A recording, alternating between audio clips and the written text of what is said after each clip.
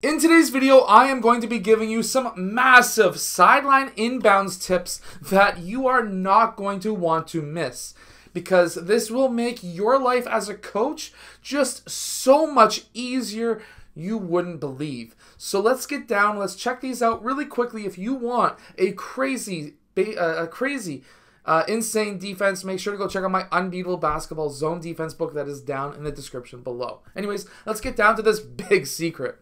Okay, so normally you would have your guy, your player who's inbounding, and then you would have 4 other players on the court needing to do something, right? Obviously, you want to have your number 1 option to be able to score, number 2 option to score, number 3 option to score, and whatever.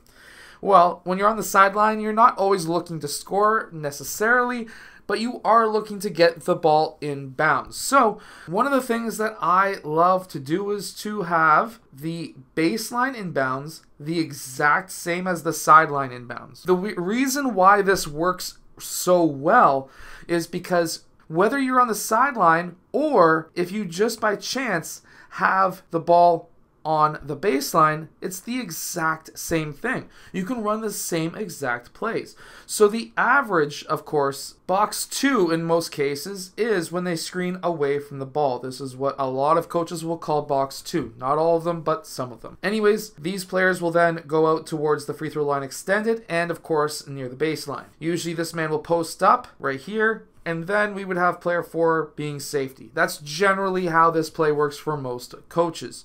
It's not necessarily called box 2 for everybody, but this is how it basically works. However, if we actually look at how this is ran, we can run the exact same play on this side. You can run the exact same play on this side, except now the roles would be reversed. These guys screen away from the ball, and players 4 and 5 would then go towards the ball. I usually like to have my guards or my best shooters away from the ball so that when they get screened, they then, of course, we would have player 1 go to the free throw line extended, player 2 go down towards the corner, and then player 4 who's popping up here. This gives player 3 multiple different options to pass to, and player 5, if there's nobody on him, could be a massive lob down. As you can see, you can use almost every single baseline inbounds play as a sideline inbounds play, even if you're in your own side of the court. And let's say you were well over here, you were in your own inbound or your own side of the court, and you need to score down here, and they're full court pressing you. You could even do it down here as well as a full court press. And how you would do that is the exact same way. Have players 4 and 5 screen away, players 2, players 3 coming towards the sideline, player 5 would be the reverse pass, and player 4 would then go down court, which then would basically mean that we would have, after players 4 and 5 screen, players 1 would move out, player 2 would move out. We would then have player 4 sprinting down court, player 5 being the reverse pass. And what I mean by the reverse pass is if player 2 got the ball, as an example, player 4 would be down court, player 2 would reverse the ball over to player 5, and then we could do this a few different ways. 1 could go up the side, 1 could get the ball passed back to him, player 5 could go up the side, player 3 could go, or 2 could go middle, 3 could be this side, and we could try to hit one of these 3 guys, or maybe a long pass down court. Either way, this is the easiest way you can beat pretty much any press, and I've gone through this exact formation in other videos. So what I'm basically trying to say is you can run the exact same plays that you run on the baseline on the sideline. And why this is so important for youth basketball is because if you look at it as a kid's perspective, are they going to remember everything for the first half of the season? Probably not.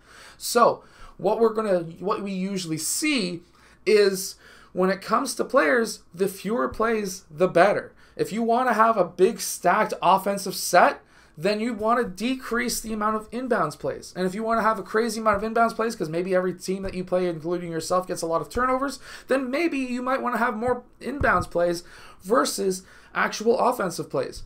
Generally speaking, if they're under grade 5 or grade 6, you're generally pretty safe with 10 plays.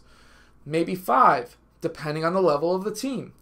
And then when you start getting to older age groups, you can start getting into 15 and 20 plays, because by the time they get to college, they're going to be running 60 to 80 plays anyways, if they are lucky enough to make it that far.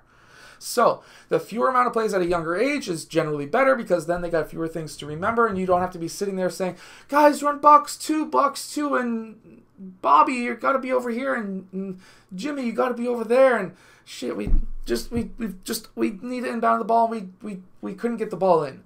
So having the fewer plays, myself, I like to run 2 baseline inbounds, which equal the same as the sideline inbounds, and then we have 1 generic play that pretty much every team runs. So that just makes it easier for the players, because then we can always just resort back to the generic inbounds that every team runs, so that if we picked up a new player, let's say 6 months from now, we can just have them out in the court right away and say, yo, just run box 1. What's box 1? The exact same play you ran with the 3 or 4 other teams that you were already with. So then we can at least fall back. That's why I always like to teach my guys 5 out, because when they're running 5 out, every team runs 5 out, pass and cut and pass and screen as a last resort if their offense isn't flowing. Guess what? That also teaches them how to move off ball. So basically, fewer plays run the same as the baseline as the sideline, and that's a massive tip that I can give you. I hope that you've enjoyed today's video. If you have, hit that like button, subscribe. Make sure to go check out this fantastic app, Playbook. Basically, a lot of the stuff that is in this app is stuff that I've told them to put in. So they've helped me out get an app that I really like, and so definitely check out the 10% off code that is down in the description for this app as well.